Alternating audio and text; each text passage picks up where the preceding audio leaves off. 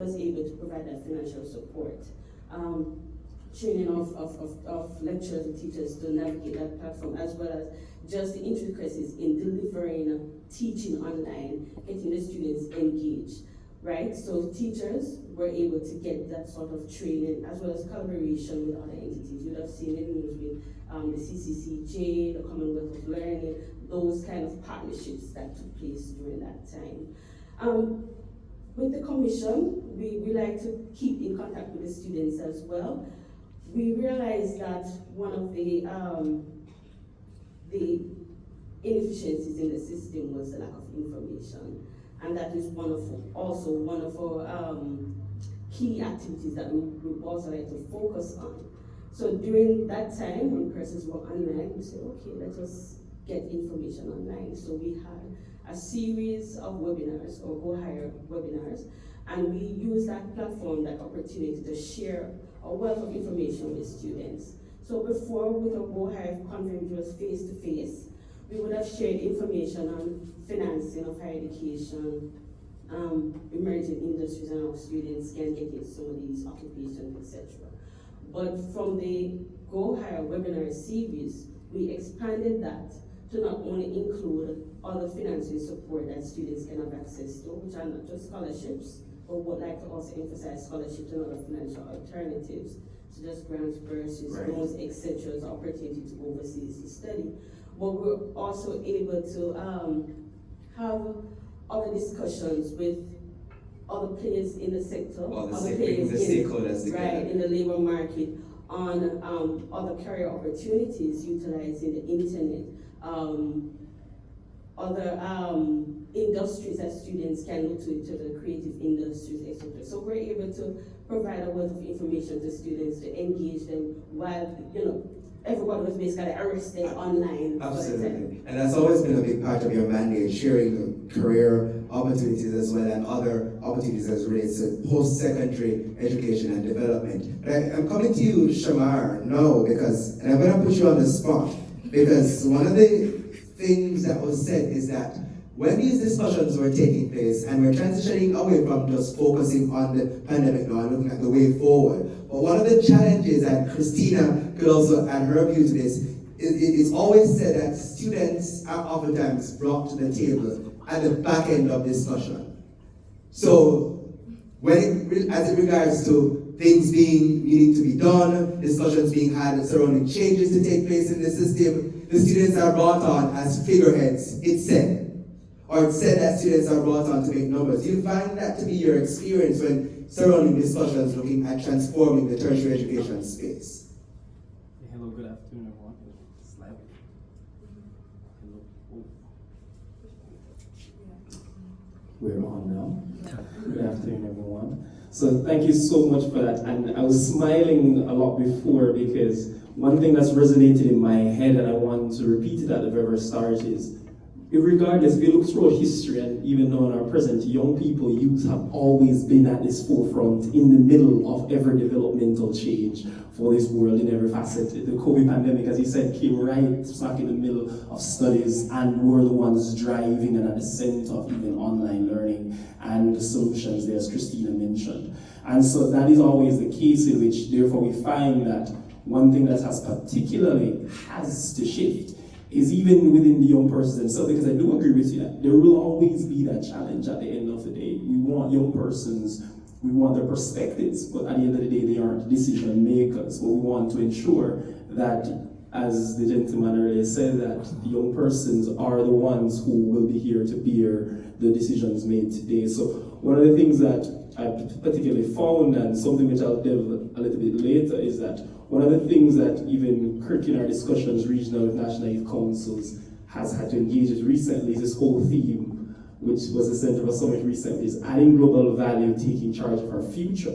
And what that recognizes is, whereas we want and always strive to get into space and say, we're here, Mr. Johnson, here my concern, here a suggestion I have, we also want to get into young persons' minds themselves as well, that let nothing decision made today affect your inheritance. You're the ones here. So we also have to start playing that role, that conversations and decisions are being made about your own future every single day. And so we started to get into that. And that even leads into our conversation today, assessing your own skills and some things that we start to find through research. So overall, yes, I agree as well that we will always have that concern, but like I said, young people, and I want to repeat this, a dynamic collective voice of young people are truly some of the most powerful voices ever. And it's remarkable. I know Christina had an experience in which she was in a meeting and she put forward a suggestion.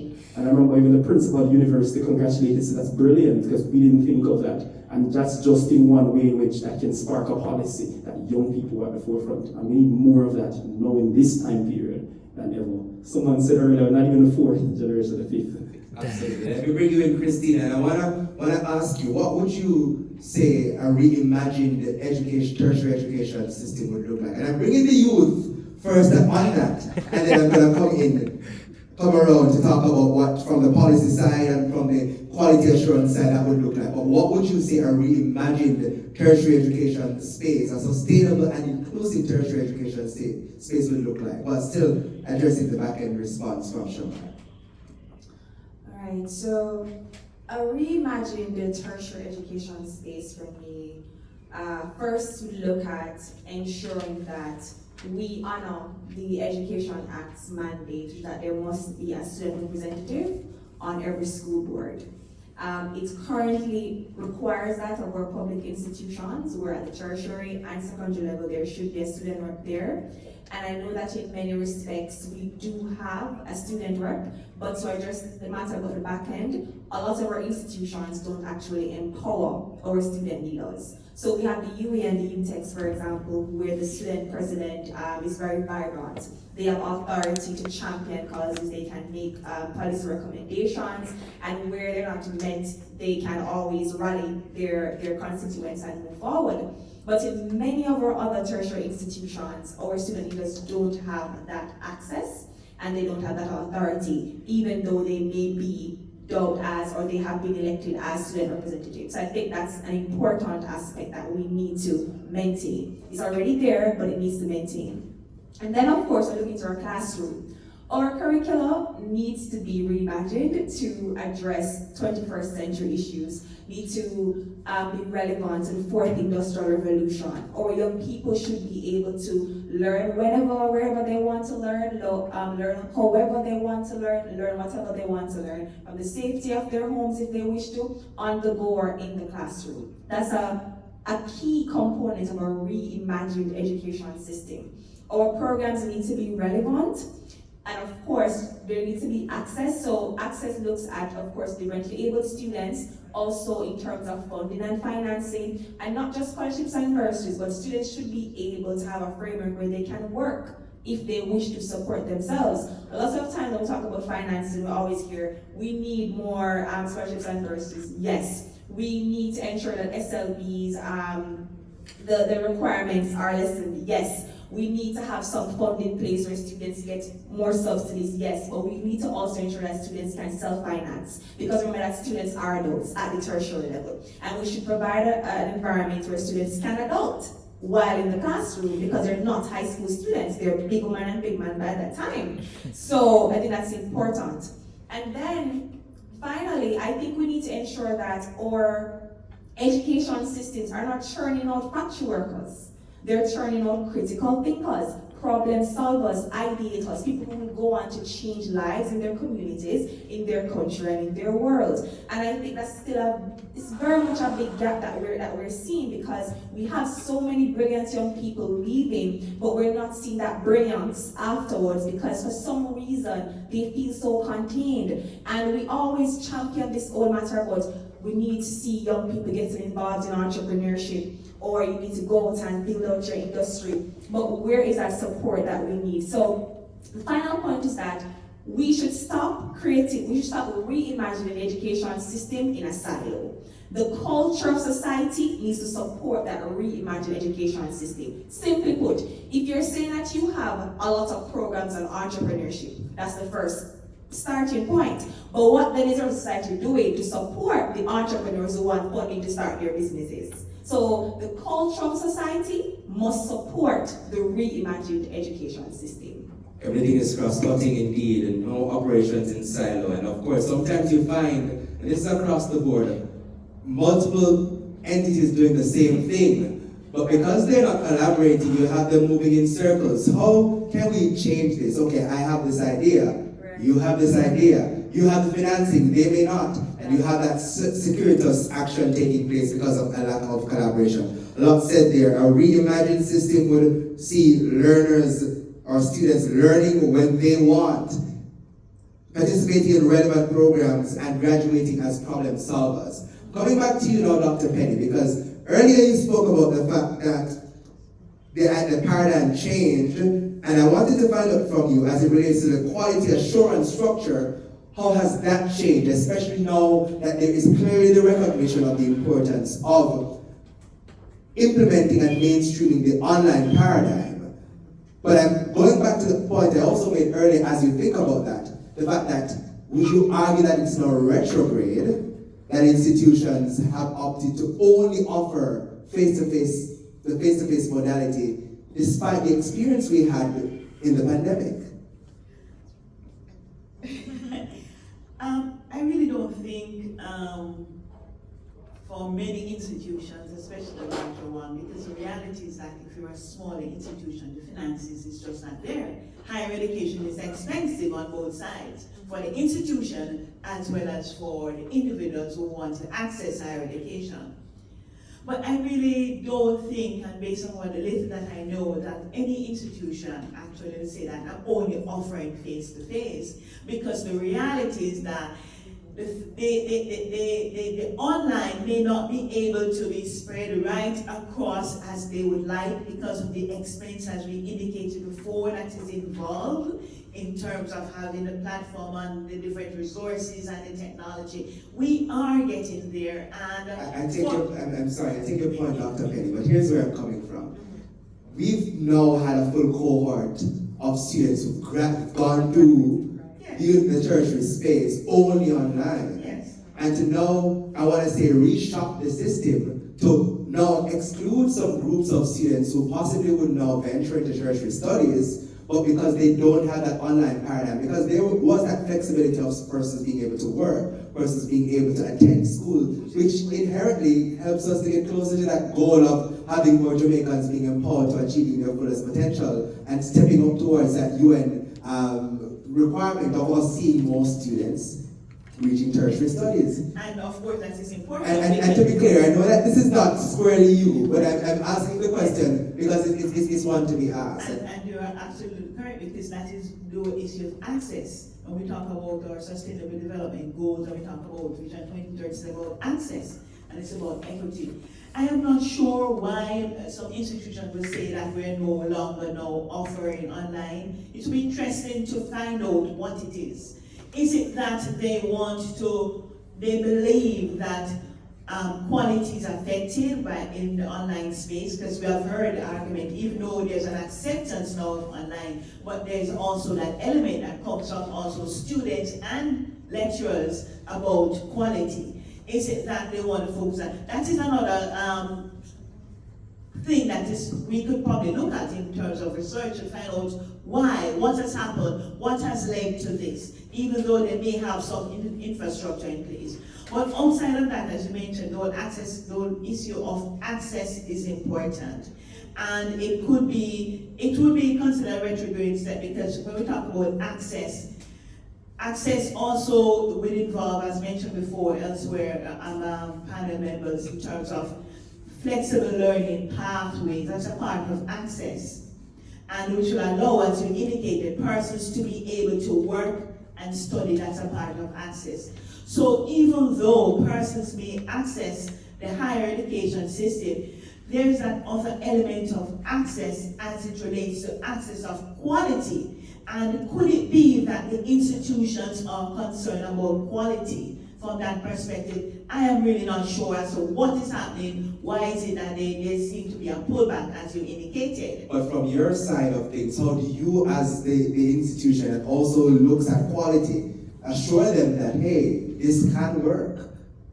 What role do you play in that part? Even though what we do, remember, we are a quality assurance agency. So if you say you're offering this, they'll be coming to look at, to see whether or not that which you say you're doing, you're actually doing it to the standard expected of higher education.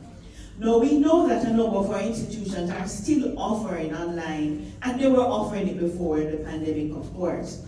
But it will be really interesting, and from my perspective, to see what is it that has happened, why some institutions believe that is it an issue of quality? Because we hear our employers saying that, you know, the quality is not there as they would expect it and such like that.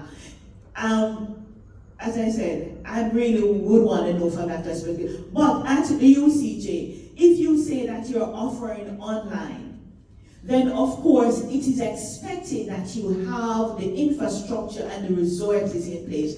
As mentioned before, we talk about our lecturers. Are they fully trained? Are the students prepared and equipped to navigate the online space and to learn effectively? So it's not just quality in terms, it's quality in terms of the curriculum, but there's quality in terms of the learning. So we probably want to find out from our institution, what is the issue? Is there some concern? Because even if you got to, well, we won't say get away with it, even if an allowance was made in the time of COVID, now that we are in a better space, then of course we would expect as a quality assurance agencies that you have the facilities and the infrastructure and the training and the personnel and the resources to facilitate this. Because if not, of course, it's going to affect learning. And learning, of course, when learning is affected, then the quality of graduates that are employers and that will go into the workplace will be affected. So it would be interesting to find out more in terms from our institution what is happening. Absolutely. And productivity is also affected when that happens as well. So from the perspective of the Jamaica Productivity Center, how would you say going forward we'll be able to assure an increase in productivity? Well, assure is the wrong term, but we've seen a fall off in productivity in some areas, as you mentioned earlier. We saw increases in some areas, and you did your own surveys to get some information, but as it relates to the output from tertiary institutions, how do we shore up increased productivity based on the turnout, and how do you track what's happening as it relates to the programs being offered that need to match the needs of the society to ensure that we have a productive outcome? Right. So the first thing is to look at the idea that while you might have graduates from the university, and we have a lot of them, right? Maybe not as much as in other countries, but we have quite a bit. There's a big issue with job skills mismatch. So we're talking about job skills mismatch. It could be that persons are doing jobs that they're not qualified for because they can't find anyone else in the job market, or it could be that persons are doing jobs that are below their skills or don't match the skills or competencies that they have because they can't find anything else in the job market. So it would be incumbent on all of the institutions to do curriculum reviews on a regular basis to get an understanding from the students, but also the employers as to whether or not the programs are satisfying the needs of the students. Another thing that needs to be taken into consideration is that you have to work with industry professionals, right? So I know a lot of universities, they have advisory boards. I have a lot of colleagues who sit on these advisory boards, and they are oftentimes invited to like that ceremonial once per year meeting, but they're not really integrated into the process of curriculum review. So and sometimes you have some academics that are purely academics, and there's nothing wrong with that, but they need to have that integration with the industry professionals to find out what it is they need. Another thing we find is that as we move into the fourth and the fifth industrial revolution, and as we see a difference in the type of generations, there's different characteristics between the generations, is that the need for the workplaces change. So the universities will focus a lot on those technical skills that are required by the program, but there needs to be spaces that would allow students to be creative, allow them to be innovative. It would also focus on them being adaptable, having skills in terms of time management. I think those are some of the areas that really would need some emphasis. And another thing to consider is actually to teach and include intentionally productivity in the curricula. So what you will find a lot of times is that certain programs, like industrial engineering or operations, they look at productivity because it's so clearly a part of what they do. In economics, you look at it from like a theoretical perspective, and you might have like mentions of productivity. But even in our broader society, we hear so much about productivity in the broader space. But if you really were to sit down and look at it, many persons cannot differentiate between productivity and production. So we have a lot of things being output, but we don't know whether or not we're being efficient, and we don't know if we're being effective. So yes, in terms of tracking, we need to understand what are the incomes of the students that are coming out, to what extent are they meeting the needs of the industry and the labor market, and then of course, creating those collaborative spaces. I think probably any entrepreneur will, if you listen to them, they'll tell you that in order to have the best innovation and the best creativity, you have to have focus on research and development, but you also need to be in spaces where you're integrating with persons who have different skill sets, different understandings, and in different subjects than you. So I think it would be incumbent on the university's curriculum review, collaborative spaces, focus on creativity and working closely with industry professionals. Heart and Estate Trust is also in the dynamic of ensuring that we are also meeting the needs of the workforce. And Heart has been getting quite a bit of critique from the private sector, particularly regarding, are we turning out enough trained individuals to meet the needs of the workforce? So, I mean, I'd like to get your response to that critique, and also as it relates to going forward, what analysis is the Heart and Estate Trust doing to ensure that it is actually meeting the requirements of the 21st century workforce? Thank you very much. Last year, the trust would have trained over 100,000 persons in various skill areas and certified over 44,000. That is still not enough, to be honest with you. So what we're doing, we're using what is called the expanded institutional framework, where we partner. In partnership together, we do more. And we partner with what we call CTIs, community training interventions, where we provide access in communities, bring the training to the person in their locals, instead of taking a taxi fare to go and learn. So we are using that expanded institutional framework to ensure an increase in access. Another thing that I want to plug is that, and what we're doing, we're also, and the PM often speak to a national apprenticeship system. Now, apprenticeship for us at the Trust, we have merged, of course you know about the merger, where the Heart and Estate Trust have merged National Youth Service, Jamaica Foundation for Lifelong Learning, and of course, Legacy Heart and Apprenticeship Board. Now, apprenticeship is a critical tool to plug in this labor variance. My fellow colleague spoke about earlier, that person should be able to go to school and earn. Because, and that tool called apprenticeship is where persons are able to learn, earn, give, save. So you can be, you're on the job for 4 days, learning on the job. So the same experience that asked about an interview, you get the experience on the job. While you're on a qualification path, you're getting a stipend, so you're integrated, and then it goes back to the point of relevance. You are training to industry standards. So apprenticeship is a critical tool, and I want everybody to understand and do some research on the value of apprenticeship and how it contributes positively to not only the labor market and the person who run the firms, but the trainees, the students, they also benefit tremendously from said apprenticeship program. I want to also shameless plug. Please, everybody go on to all Heart and Estate Trust socials and subscribe is the term you use, or to follow. And why I say this, because we are doing a lot right now. 5 years ago we posed our tertiary level TPET scholarship, and I want person to go on and apply. I think the end date is March 5th. Please, UTEC is here, U is here. Go on and encourage your person, because we want to also fuel, that's one of our purpose, to fuel that role in higher education. So we're doing that also by providing scholarships, apprenticeship, and I want to also have the person in the trust that is also responsible for MSME support. There's a huge ecosystem out there supporting entrepreneurs, and I can say you have a number of grants as well. And I'll go to them right now.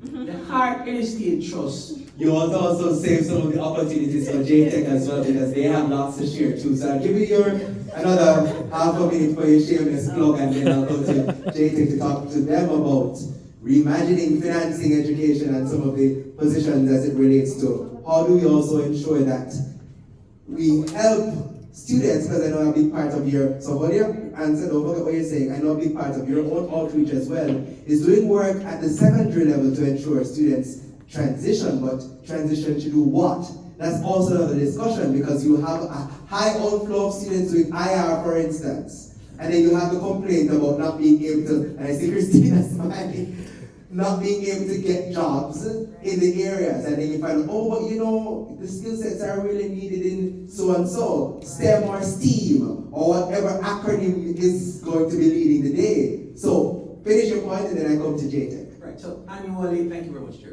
And annually, the trust will allocate $75 million towards supporting entrepreneurs. That's one aspect of it. We have our trainee startup programs where we allocate $300,000 to each trainee who shows an attitude towards entrepreneurship. All they need to have is a business plan. And we help them to write a business plan. We help them to shape the business. We help them to get the tools and equipment. And even after giving them those tools and equipment, we have a handholding technical support process for 24 months to ensure the business grows. So 100 trainees annually receive that $300,000 grant. We have an MSME support program where any MSME micro firm, and micro firm by definition is a firm earning less than 15 million Jamaican dollars, can apply towards a grant to Heart to get up to 1 million Jamaican dollars again in inputs. And the inputs, we don't give you the money for the record, we buy tools and equipment and or services. So that's the MSME support program. And again, after we give you those inputs, we have a 24 months technical support program. We have incubators. And incubators are what we do that if you're a trainee Heart or a past trainee and you have a business and you want a space to operate, we have an incubator by the Heart College of Business Services where we have persons who in the industry but they can't pay the rent or rent a chair. And we give them that safe space to operate from for 24 months so that business can grow, they can build their clientele, and all those variables collide. So when they graduate and leave that incubator, they are ready, they have built a clientele, and we have it in agriculture, we have it in construction, and in a number of other areas. Indeed, and listen, I know Heart has a whole lot going on, so I mean, we could have a whole conversation about Heart and skills training, which is very, very critical. But let's bring the dynamic around a little bit. So let me bring in JTech, and I know as well, one of the discussions to be had from the JTech point of view is standards, and I know as it relates to outcomes and placement of qualification. So Heart is one part of the dynamic, but you also have other alternative mechanisms as it relates to placement of qualifications. So I'll come to you about that shortly, but let's address the idea of funding tertiary education and the role you play now helping students to recognize that, hey, not everybody needs to go into law or international relations. There are other areas that may need greater, that the skill sets are needed and you may need to study those areas.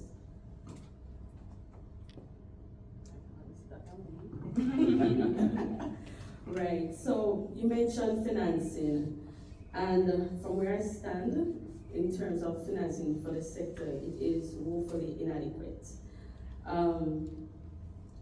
The ministry or the government funds tertiary education to the tune of about $20 billion.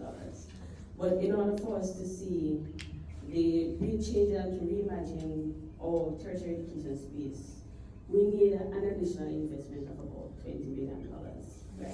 So you essentially need to double what you're being, right. what's being pumped into the sector right. now. And that being doubled, that would address the issues as it relates to the institutions in terms of supporting institutions so that they can carry out their mandate in terms of producing knowledge, research and development, educating students, as well as fulfilling their social responsibility. But also funding students. Christina made a point earlier about students working and attending schools. How the system is set up, that prevents them, that's a barrier. And if we're formulating policies, we'll have to identify how those policy recommendations are made that would exclude a certain set of students. So how it is currently set up, students basically for the 3-4 years that they're studying, basically give up the opportunity to earn, right?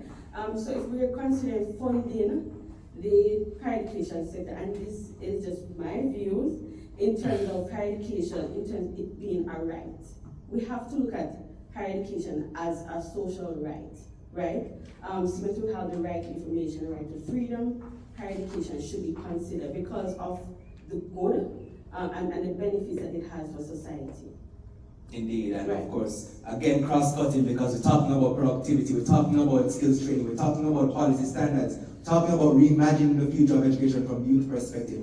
And let me come to you, well, I mean, I'm gonna come to... I know there's another part of the question. Absolutely, it's looking at the standards, and let me let you know why I came back to that. So a few years ago, when Christina and I were serving in the National Secondary Students Council, one of the things that came up was the idea of looking at, but it's the same pathways discussion, but the idea of, for instance, having an associate's degree, where does it place you in the system, and the idea of calling an associate's degree an associate's degree, but it's not really an associate's degree. How do we ensure across the board those standards are met? And this may come under UCJ as well too, but I know that you also have a standards, there's a part of your mandate that looks at standards across the system and ensuring that those standards are met for qualification. And a part of reimagining education is ensuring that those quality standards or those qualifications actually meet the standard across the board. So looking at going forward, how do we ensure that across the board,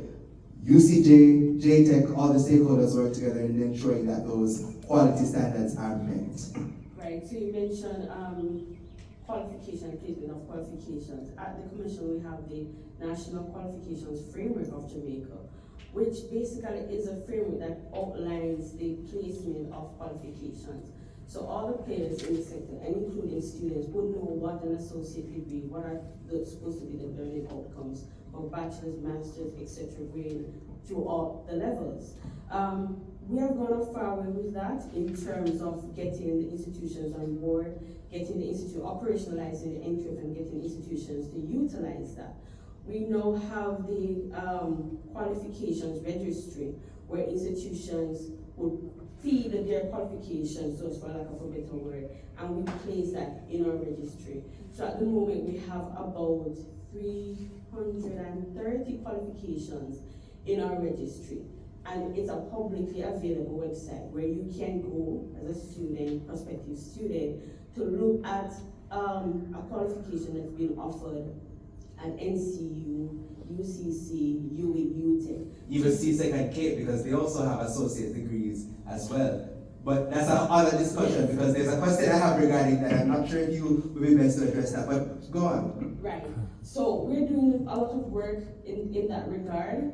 Having the systems in place, having the stakeholder sessions with our partners, with our stakeholders, just sharing information on the qualifications framework and how to utilize it and to ensure that the standards pertaining to qualifications are maintained and all the players are utilizing the same standards. Absolutely important. I mean, I'll give an anecdote and I probably will retract for a little bit. But why I asked about that standard question particularly because I know, for instance, there's an institution that offers what's called an associate's degree, but there are a set of students who, after leaving school, found that, hey, it's called an associate's degree, but it's not quite an associate's degree. And here's why.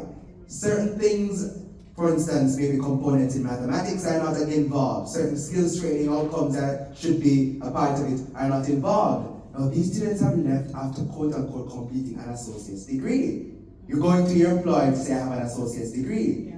This is problematic. And this was a major issue across the board from a regional standpoint. And I presume you remember this, Christina. So I'm not going to call the institution name, but I guess you could probably seek audience with them at another point to find out if that has been resolved, because it was a major issue regarding whether this associate's degree is an associate's degree. So it comes back to the point about ensuring that those quality standards are met. So, Shamar, for you, as it relates to advocacy and ensuring that students are involved in reimagining this idea of tertiary education. We spoke about financing. We spoke about the idea of ensuring that we meet the online paradigm and ensuring that we have an inclusive sector. But as it relates to also ensuring that your goals as students are met, how do you think that changes? What changes would you want to see in the sector to ensure that your goals as students and the students you represent across the Caribbean are inclusively involved in reimagining this higher education dynamic? Thank you so much. And I've been smiling the last 15 minutes or so just because of everything I've been hearing. And particularly, one thing that has really set is that what we're hearing is a concept of this environment. And I love how Christina puts it and beautifully wrote it down. Because when I spoke about earlier that where we want to see where we are, one of the things that we started at the end of that within that period is to say, if we want young persons to reimagine what are your goals, let's see where we are. And let's see what are those gaps. And I remember that would have led us to begin a research study that we started around September last year, which the birth of this year we started seeing some initial findings on that. And that's why I say smiling, because everything that we've been hearing so far. So I like to look at if we say that, why have we made a retrograde step, for example, or if you ask the question, okay, we have this at heart, but I still want to then go back to data about the young persons themselves. So a couple of the things that we're seeing, first of all, is with regards to, personally, one of the things that surprised me, and two things surprised me, was when we looked at we tested digital skills, foundational, entrepreneurship, job-specific skills, etc. One of the things that surprised me is, although we say that young persons are technological and they're on Instagram, social media, digital skills was one of the second lowest ranked ones, because it showed us that yes, young people are on their phones, but then when it comes to more advanced technological like coding, basic arithmetic, functioning, the spreadsheet, even they weren't even as geared towards that. The next biggest challenge was with regards to job-specific skills, which is what we've been really speaking about here. As someone said earlier, what we're still finding, I believe it was around 52% was leading in advance, and this study apparently had near 500 respondents, by the way, that job-specific, there's still a struggle with translating out of their school space in terms of the job specifics that they need within a workspace. And by the way, this study has a large amount of university graduates, so irregardless. And so one of the last things there is that what this then shows me is that, as you asked me about recommendations, which is that we believe, therefore, based on these preliminary results we've seen so far, that what we need, as Christina said, is to not just look at it anymore in terms of just finance, housing, rent. We're going to need to start looking, even as we get the new policy in, student as an individual. So we need to now look into, are these spaces, even as schools, allowing you to birth more self-expression and creativity? Because another one of the tests, just entrepreneurship skills, 59% show that yes, we want to develop out in our industry, the things that you're asking us. And then thereafter, there was a follow-up question that asks, but you know how to get started, or does the system currently support? And so what I want to say there is, it's great for us to we have all these programs in place. We could go on and on about heart and everything that we give us. However, there's still so much that we have to do overall within the system, because what this is showing is that our graduates, job specific wise, they're not ready at all. And so it's really alarming for us. I want to zone in a little bit more on that. Do you find that graduates feel work ready when they leave from their respective programs? I mean, you already alluded to, based on your own survey, how they feel. But I mean, you don't have to give me your empirical data here, but even anecdotal, because I asked that question from the perspective. I've been in a position where I've sat on interview panels, and persons are graduating with first-class honors, the top degrees. They're at the top of their class. But as you rightfully said, when it comes to translating that into the practical work world, they're not ready. So how do we now reimagine and ensure that, and I'm asking you this question as well, and I'm going to put this to the panelists as we look to wrap up as well. How do we ensure that while on paper these students are qualified and they look good and they have the first class honors and they summa cum laude and they're ready for the work of world on paper, how do we ensure that that practical ability also comes into the dynamic of executing their job and they become job ready? Yeah, thank you. So we started alluding to it that, so first of all, we have to just take learning away from just their program, because we now realize that you're learning every day as you start on that job, which is why I say focus on the student as the individual, because we want to look at education in the way that we're preparing our future labor force. Someone mentioned apprenticeship, that's a start. Another things like we said there is facilitating the structure in such a way that even the first couple instances when you start that job, we are looking in terms of how we're giving you a period in which you are still learning, etc., what you're going to be doing from that inception. So more of those particular things are needed, because you ask me myself, if we think persons are ready, what I think is that we will tell persons and the graduates, they think they're ready. They answer the question and say, yes, we are there. However, one of the things that we found there, which alters my own thinking, which is that when we then ask, okay, have you struggled within your first adaptability period? The results is that extremely so. Just like you said, no trying to manage. If we had told them or allowed them to learn how to, what the gentleman said earlier, learn, give, save, train, that's also mental culture shock. So we want to do essentially more of those, because overall I think one of the issues is that, and again we found this, is that young people are quite able at absorbing information, retaining information, but then the birth of self-expression, communication skills. So that is one thing I think we really want to. We want to have more of this learning that isn't just their programs, as much as possible, the space in which they learn, university campuses, much more personal development, train our labor forces, and then this cannot stop at the beginning of their workplace experience. It has to continue. Absolutely. JTech, looking at the idea of ensuring that as graduates leave the system and they now flow into this world of work, how do we ensure that they are ready for this new paradigm? That's from the JTech perspective as we look to wrap up. Okay. In order to prepare our graduates for the labor market, I think the discussion shouldn't start at the university level. We have to start from the secondary level. And just to share with panel here, as well as those watching online, when we realized that there was this complete ignorance to soft skills, where for a time we ignored soft skills. Nobody wanted to put any focus on soft skills. It was mostly hard skills. And we're seeing the results of that. We're seeing the deficiencies in interpersonal skills, persons, self-management skills, not being able to adapt to stress, flexibility, communication, problem solving. And what we did in 2021, in part of 2022, we piloted a program, the Ready for Next College and Career Readiness Program, and that was just mostly secondary students.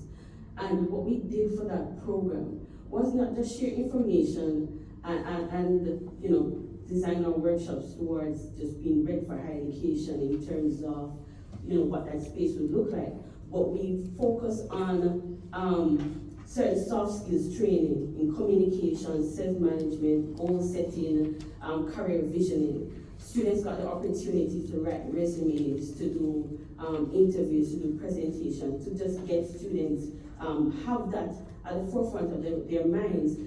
At the university level and colleges, etc., looking at some of the data, we find that we have a great issue with underemployment, and in terms of, from the viewpoint of employers, students or graduates being deficient in a lot of these soft skill areas.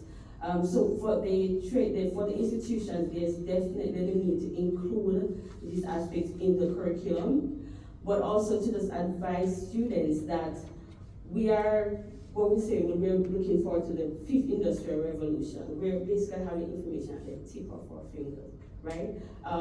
Be proactive in terms of looking at some of those avenues, in terms of that exposure to what the labor market requires. For the institutions also have to be more proactive in terms of curriculum development and having curriculum that is relevant to what the labor market needs, not just putting together a program and then not doing the proper evaluation in terms of how the graduates fare into the space.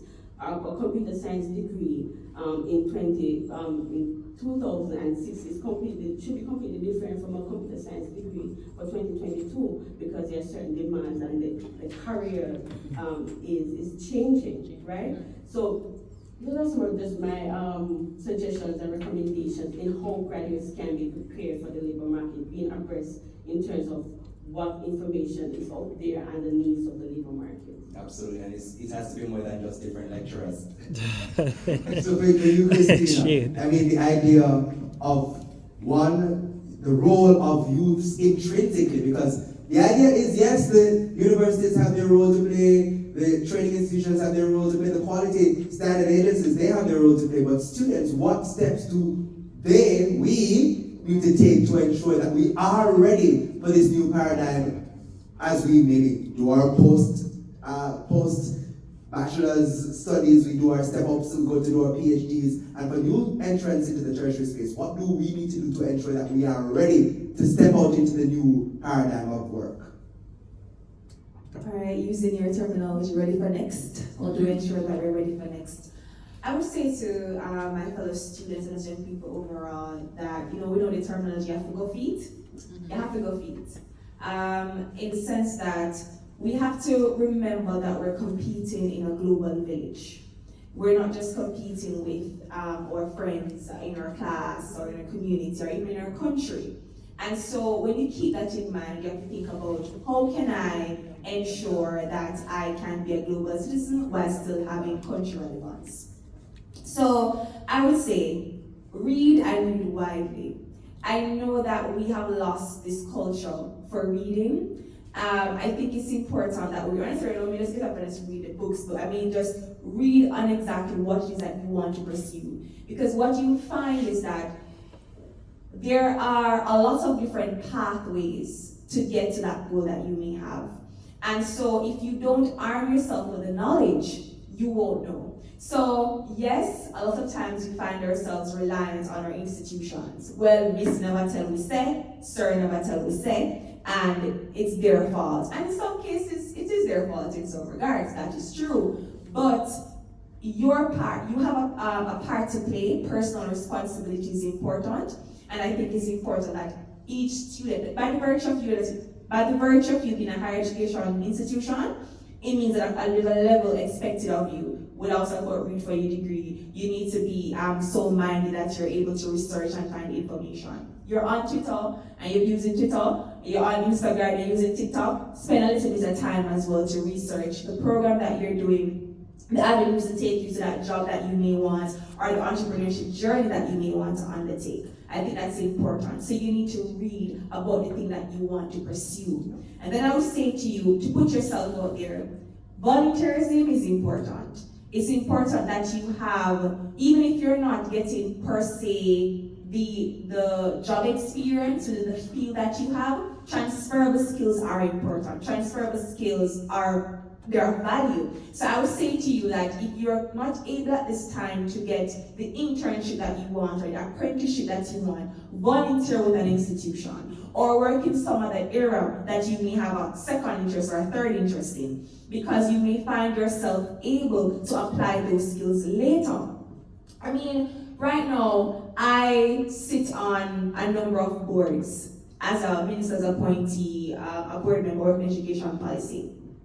And persons will tend to ask me if I'm a professional. And I said, no, I'm applying the skills I have learned as an advocate to be able to know to act as a policy practitioner in these rooms, helping to make decisions with JTech and UCJ, etc., even though I don't have a degree in education policy or anything like that, because I'm applying my skills. So I think young people also have to understand that sometimes you may not have that particular thing that you want on paper, as mentioned, but if you're able to prove that you have the experience, and if you're able to prove that you're able to apply what you learned in another space, you may find it to be very valuable. And I would finally say, take a chance on yourself, because a lot of times we reject young people that self-reject. They say, well, there's no way I'll get this opportunity. There's no way this person will consider me. But if you don't try, you're not sure. So take a chance on yourself, seek out mentors where possible who can guide you, and also ensure that you, when you're in your institutions, try to have at least one lecturer who can remember your name or remember your face, who you can always call. And it sounds so simple, but it's true, because we have so many students leaving the university space, higher education space. There's an ID number. They're not remembered in any space, shape, or form. They can't even rely on these persons who they were in these classrooms for 3 years, 4 years, for even a reference. And it seems so simple, but it really prevents you when you think about it, because if you don't have a reference, you can't apply for certain roles, right? You can't see the mentorship that you need. So I would say, take a chance on yourself, researches that you want to undertake, try to put yourself out there through volunteerism, seek out internships, etc. And from there, I would say to apply yourself where possible. A lot said, and important gems coming from someone who's lived the experience herself. Quality and standards at the tertiary level in the reimagined space of tertiary studies. I would like to put forward that our institutions are offering quality programs. Many of our institutions are offering quality programs, especially those that would have been subjected themselves to the evaluation of the UCJ. Because we go in and we check in terms of the systems and the processes. We look at the curriculum to ensure there's relevance. We look at structure of programs. We look at all the different elements that would say that an institution is offering higher education. Because for us, it's not just access to institution, to say we're accessing the system. We're asking whether or not our students, our people, are accessing quality and quality learning. So we are very concerned about the teaching and learning process towards quality. But as mentioned here, the student has a responsibility. What do they see as the purpose of higher education? Is it just to get a good job? Is it, and I think many of our students are not aware that the purpose of higher education is also to transform the mind, to help the individual to develop creativity, to help the individual to see connections between fields and subject areas. Why do they complain, in quotation marks, to say that, why am I doing this? What is the connection of this? Higher education serves a purpose to help the individual to be able to see connection between the different elements of society and where do they fit in. And a part of it too will have to be as it relates to quality. You asked about the quality of the graduate. It's a passion for learning. Do they have a passion for learning? Many persons are concerned about just getting the piece of paper and just passing the subject. We want persons, as indicated here, I said, we need persons to have a passion for learning, to seek out knowledge. And that is part of lifelong learning and being able to develop yourself personally and professionally. So that's what we want, and probably that is not happening enough. We do have a number of our students doing that, but we need more, a wider cross-section of our students, a wider group of our students to develop that passion for learning. So you ask about quality, and many times employers may point to the institution and say, graduates from this institution or that person coming out, presumably half-baked. That is not the case, because the structures are in place. And the institutions, many of our institutions are honest enough to say that we are not doing that because we are not very confident in terms of the quality of the graduate, the quality that we may turn out. So there are times when they will shrink back from offering certain things because they are concerned about quality, so they will not offer it.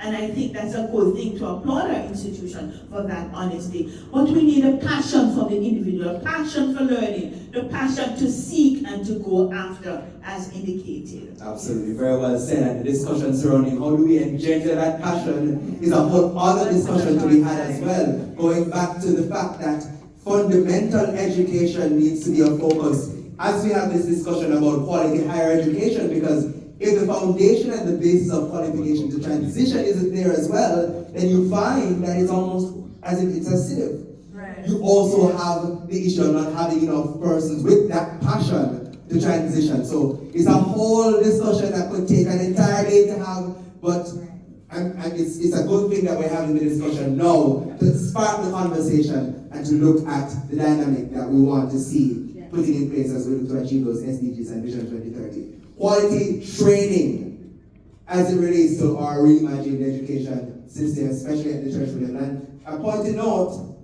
it's important to recognize as we speak about these pathways, the fact that tertiary studies is not just UTech, UCC, it's not just about the traditional institutions that we know about. Diplomas are part of that. You have different NCT qualifications that when the equivalences are done, and JTech could talk about those equivalences, many of them will fall in the rank of an associate's degree. The skill training as well will also equate to equivalences to being a degree. Level 5, correct. There we go. Yeah.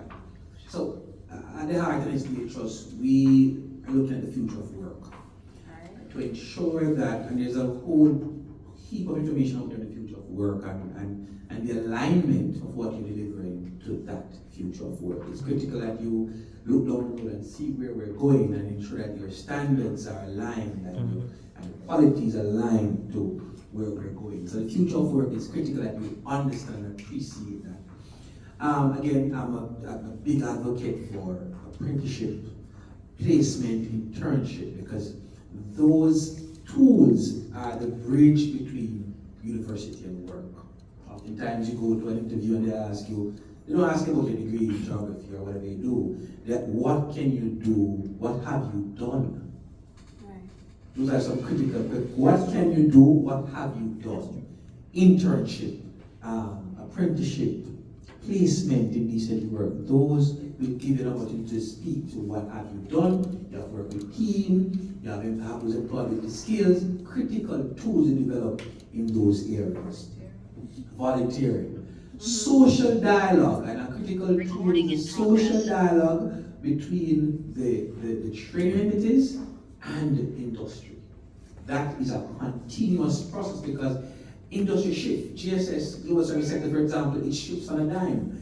You have to have an avenue where that constant conversation, how do we tweak our standards to ensure we are training relevance, which is one of our pillars at the heart of Institute Trust. So that social dialogue is critical between the training entity and industry. And of course, industry must be and must feel a part of that training process. So when you invite industry to be a part of your boards and a part of decision making, it aids in the placement and getting persons out there. Because again, you have to think about why are you doing what you're doing. You want to ensure placement or you want to ensure that you move into entrepreneurship. So that relationship, constant relationship between industry is of vital importance. Indeed, those conversations critical. And just in case you're wondering, the GSS that you're referring to includes the business process outsourcing sector as well as the knowledge process outsourcing, which is another dynamic that lots of conversations are being had about, especially as it relates to ensuring that we change the face of the knowledge process outsourcing sector. People with degrees and the higher order skills that are required for that sector is something that is being discussed heavily. And again, a conversation we could have for the entire day. But all of this comes down to how do we shore up productivity? So the reimagining of tertiary studies and ensuring productivity which would inure to economic growth and development and meeting those various indicators across the spectrum. We have another hour. But I just want to say ditto first of all. But when I want to bring in the numbers, right, to the discussion. When we look at Jamaica, nationally we have a very low labor productivity. Over the last 20 years, we have barely grown in terms of productivity. In fact, on average, our change in productivity is about minus 0.1%, right? Which is not a good look. But we do have an increase in employment. And a lot of what was said today on the panel, I realized that there's still this emphasis, while we think about persons as being entrepreneur and still the idea of them getting jobs, there's still this focus on employment. But we have to look a little bit more micro. A lot of discussion today has been very blanketed in terms of universities, industries, and all of that. But we have to remember that not all university programs are the same, right? So in trying to be equal or fair, we can't necessarily be equal, right? We have to address the fact that all programs won't have the same return to your efforts when you reach into the working world. When you look across different industries, there are some industries that have much higher levels of labor productivity compared to other industries. So if you're comparing like agriculture versus finance, and again, that in itself can be blanket because you know that. There are depending on where varying you are, factors it involved in varies, each sector. But we have to keep that in mind. And then when we look at the future of work, we have to look at the fact that what are the jobs that are now going to be extinct? What are the jobs that can be easily automated? And we need to shift away from those in terms of what we're, in terms of preparing people for the world of work. And then we have to look at the jobs, where the jobs exist, right? Coding, AI, even in subjects that we think are always going to be there, like HR, right? It's not only manual work that can be automated. Now we're seeing where HR can actually do the first part of an interview process or selection process, right? So are we now prepared to code? Can we build apps? Are we able to integrate? Are we able to, if we want to improve, essentially, if we want to improve our economy, we have to have employment or persons who can actually add productivity or add output to our economy. And there are some outputs that are going to be valued higher than others, and we want to try and push and allocate our resources to getting persons to those areas, right? Our society is mixed, we're going to need all different types of things, but the reality is that there are going to be some things that are going to be more highly valued based on the function, based on the role that it will play internationally, amongst other things, and so we have to be cognizant of that. I also want to say that internship programs are going to be very important. So we're putting a lot of burden in terms of the institutions and the students, but there's also the public sector as well as the private sector organizations need to partner now with the education institutions to bring students into their organizations to help them to do work. We have students who come in at times at the Jamaica Productivity Center, go through a lot of students throughout the year, and they might have the knowledge, but there are things that they don't know, how to write a letter, how to phrase things in an objective versus a subjective manner, how to integrate with their co-workers, how to move around the space, how to network. And so those are other things that we need to be mindful of. And then we also want to take into the fact that there are young people who have already graduated out of the tertiary system. We can't forget about them. So we have to now think about how do we put systems in place to help those persons who have already graduated out of the system to actually be productive and to contribute to society and to get the skills that they didn't get before, unfortunately. So again, looking at things like the micro-credential programs are going to be important. That having virtual learning, being able to learn on your own time when you work is going to be important, of course, where appropriate, for the different programs. And so I think I can say a lot more. Absolutely. But I mean, you hit the nail on the head. It's what all of the responses have really shown is that it will take a multi-sectoral approach towards building this higher education dynamic that's sustainable and inclusive for the future. We have some comments online, and of course, if there are any questions in the room, then of course we'll be more than happy to take one or two as we wrap up. So we had Shamali saying that the particular batch of COVID kids were at a major disadvantage not having access to online classes, even though devices were issued. I'm sure some of them were left behind or have to play catch up or even repeat the grade. That's just in schools, and where that is concerned, youth are not in sixth form and are looking to do something or be a part of something, so they really need guidance. And I mean, our discussion today really shows that there needs to be a discussion surrounding a cross-institutional approach and a cross-grade level approach. It's not just tertiary studies, but the discussion has to be had. How do we shore up from as early as the early childhood level, we ensure that the adequately trained educators are at that level, so that they are also equipped to move up and matriculate, so we have more students going to the tertiary level. Another thing that this has also put squarely into focus is the reality that I mean, a number of studies have already shown that billions of dollars have already been stripped away from the potential earnings of students who pass through the pandemic because of the learning loss. So these discussions have to be had as a broader spectrum. How do we seek to make up for that learning loss and earning loss that has come out of the pandemic?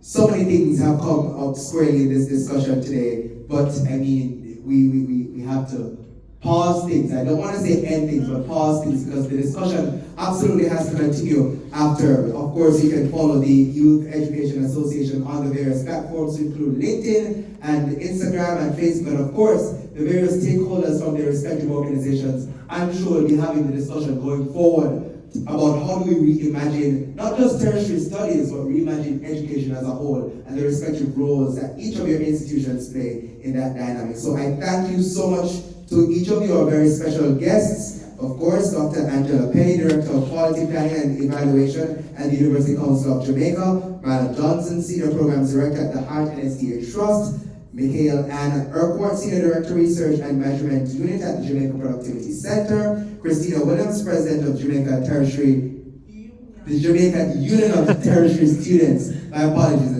and of course, Shamar Watson, Vice Chair, Policy and Advocacy, Caribbean Regional Youth Council, and Tracy Ann Smith,